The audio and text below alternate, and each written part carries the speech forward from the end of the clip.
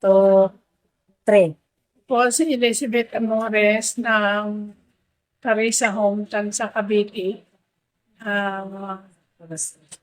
Salamat po sa RAM para mapatuloy ang pagpa-opera ko sa aking mata. Check up na po ako. Schedule na sa May 8 ang aking operation.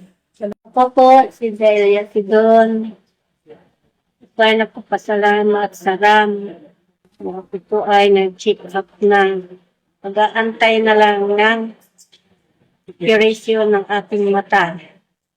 Magandang umaga po. Po si Patrocinia at Tapia. Salamat po. Sa ako'y nakapagpalit. Nakatid po kay Marmila. Salamat. Po sa Panginoon de la Vega.